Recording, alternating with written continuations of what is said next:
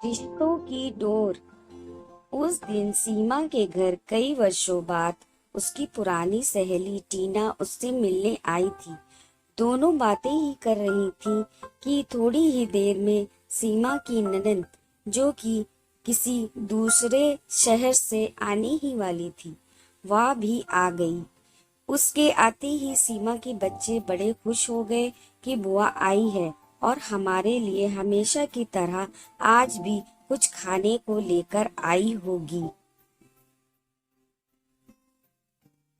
फिर जब तक उनकी बुआ ने बच्चों को उनकी इच्छाएं वस्तु बैग्स में से निकाल कर दे नहीं दी, तब तक वे अपनी बुआ को घेरे खड़े रहे। ये सब टीना देखे जा रही थी। सीमा ने उससे पूछा, इस तरह क्या देख रही है? मेरी ननद बच्चों को बहुत प्रिय है। जब भी आती है बच्चों के लिए कुछ न कुछ विशेष तौर पर लेकर आती है। यही नहीं, बच्चों की उनसे पढ़ती भी खूब है, इसलिए बच्चों को उनके आने का इंतजार बना ही रहता है। अब तो जितने दिन वो यहाँ रहेगी उतने दिन रोज हम मिलकर सारे काम जल्दी निपटाएंगे और फिर दिन भर मजा मस्ती खेल और गप्पों का दौर शुरू हो जाएगा। ये सब सुनकर टीना बोली, तू कितनी लकी है कि तेरी ननद इतनी अच्छी है। मेरी ननद तो साल में एक बार ही आती है, पर क्या बताऊं, उसके आने के बाद तो हमारे घर का माहौल ही बदल जाता है। मेरे बच्चे बुआ का नहीं, उनके बच्चों का इंतजार करते हैं, क्योंकि उनके साथ खेलना होता है।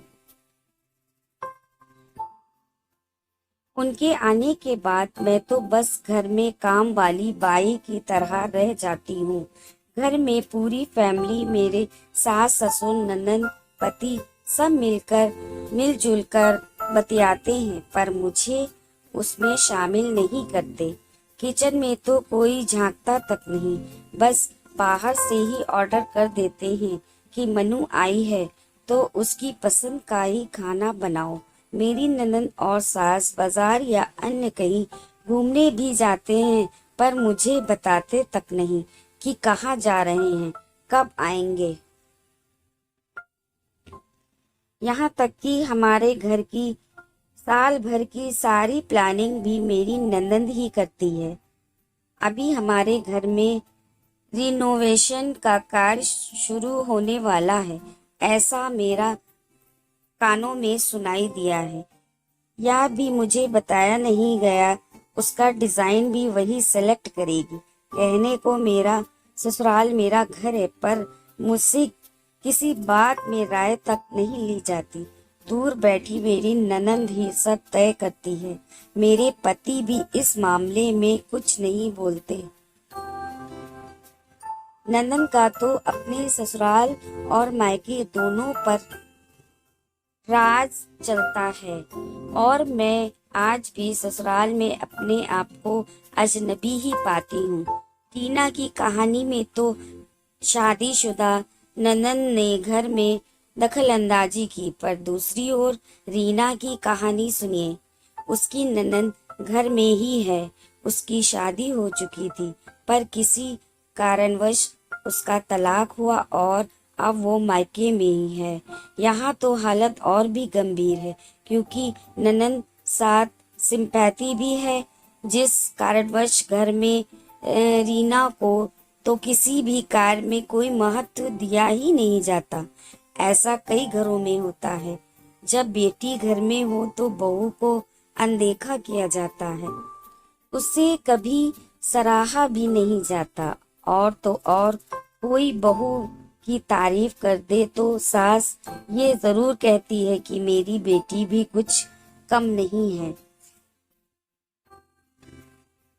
पर ये औरतें ये क्यों नहीं समझती कि आखिर बहू भाभी भी एक इंसान है। कभी कभी उन्हें भी लगता है कि ससुराल वाले हमें बेटी जैसा भले ही ना समझें, कम से कम घर का एक सदस्य समझकर कुछ तो अच्छा बोल ले।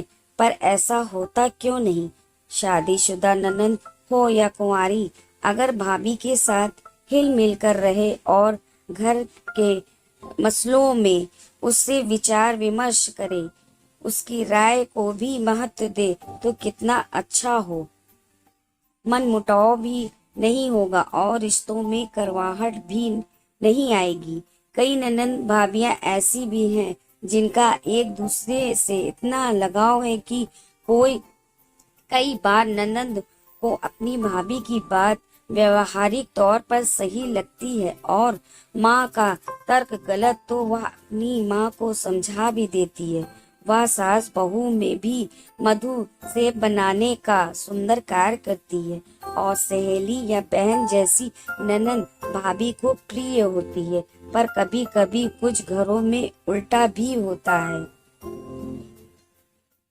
जहाँ भाभी बड़ी अकड़ में रहती है और ननंद यह सोचती है कि मैं अपने मायके में जाऊं या नहीं।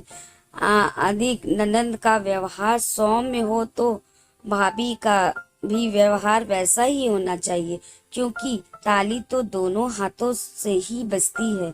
किसी भी रिश्ते में मधुरता तभी आती है जब दोनों तरफ से खुशबू बिखरी हो।